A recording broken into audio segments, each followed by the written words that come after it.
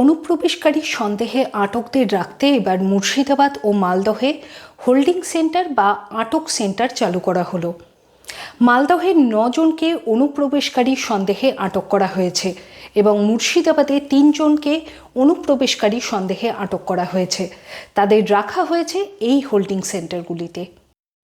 প্রশাসন সূত্রে খবর, 23শে মে হোল্ডিং সেন্টার তৈরির আদেশনামা প্রকাশিত হলেও জেলা শাসকদের অনেকেই তা হাতে পেয়েছেন সোমবার। বর্ধমান ছাড়া প্রায় সব জেলাতেই শুরু হয়েছে হোল্ডিং সেন্টার বানানোর জন্য উপযুক্ত সরকারি ভবনের খোঁজ। প্রসঙ্গত উল্লেখ্য, প্রশাসনের অভিজ্ঞদের মতে অনুপ্রবেশের অভিযোগে কেউ আটক হলে তাকে আদালতে পেশ করাই রীতি। আদালত সংশ্লিষ্ট ব্যক্তিকে জেলে পাঠাতে পারে বা জামিন দিতে পারে।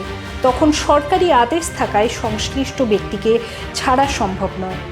তাই এই রকম হোল্ডিং সেন্টার বা আটক সেন্টারের খোঁজ। সাধারণত নিরাপত্তার প্রশ্নে পুলিশের অধীনে থাকার কথা এই শিবিরগুলির। অনেক জেলা শাসকই এই শিবির চালু করার দায়িত্ব দিয়েছেন পুলিশ সুপারদের। তবে যাদের এই হোল্ডিং সেন্টারে রাখা হবে তারা বিদেশি কিনা তা খতিয়ে দেখে যাচাইয়ের দায়িত্ব জেলা শাসকদের।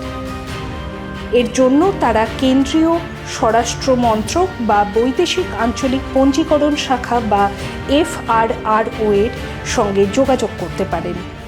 আইন অনুযায়ী এই শিবিরে যাদের রাখা হবে তাদের খাবার ও স্বাস্থ্য পরিষেবা নিশ্চিত করতে হবে।